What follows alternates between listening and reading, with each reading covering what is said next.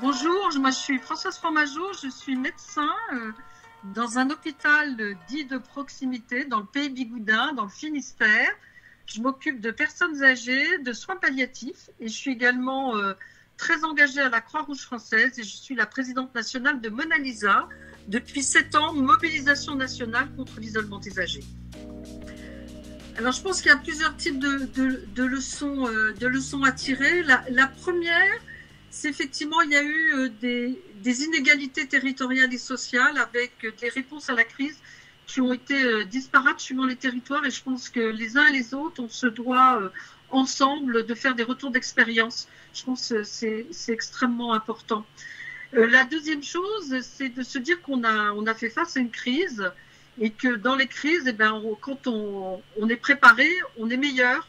Donc, anticipation, préparation, réorganisation pour mieux répondre de manière beaucoup plus efficace.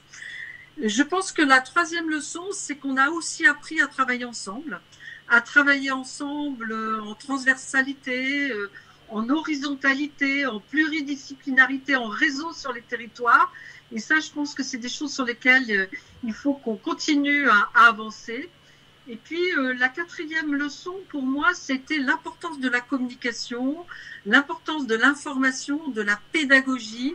Je pense que c'est extrêmement important pour que nos concitoyens se sentent aussi responsables, puissent aussi mieux se protéger, mieux protéger les autres, qui puissent être informés, qui puissent prendre des décisions complètement éclairées.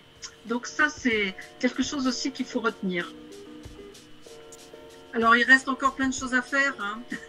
Et c'est bien parce qu'on est toujours là aussi pour continuer à se mobiliser.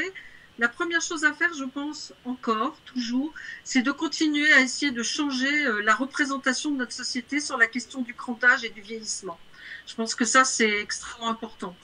L'idée aussi, c'est que la question de la lutte contre l'isolement rentre dans le droit commun et qu'on puisse activer les solidarités de voisinage, les solidarités de territoire, les solidarités de proximité, pour que toute personne âgée isolée soit repérée et puisse avoir accès à tous les services dont elle pourrait avoir besoin. Ça, c'est vraiment extrêmement important.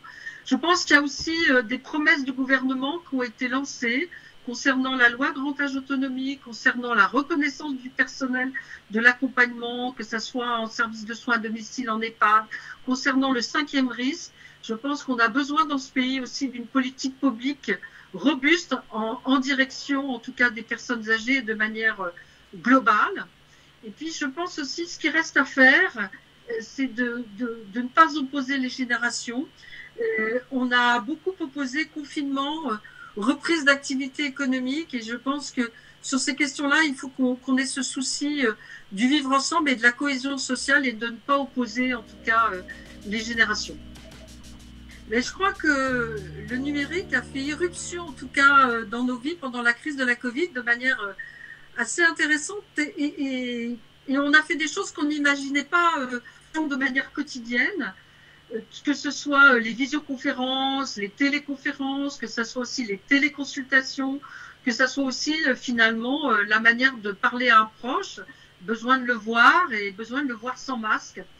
Et je pense que l'irruption, en tout cas le don de tablette, est pour moi, en direction des personnes âgées isolées, un véritable outil de citoyenneté qui permettent à ces personnes de prendre leur place dans la société à part entière. D'abord sur la question de la relation avec les proches, évidemment. La question aussi, les personnes âgées sont extrêmement curieuses et c'est aussi un outil qui permet une ouverture sur l'extérieur. Et puis c'est aussi un outil de démocratie, un outil de concertation, de délibération, un outil aussi qui permet de prendre la parole et de donner son avis. Je pense qu'on a tous vécu ces dernières semaines un isolement, une restriction de liberté d'aller et venir. Il faut qu'on prenne conscience que plus de 5 millions de nos concitoyens vivent cette situation au quotidien.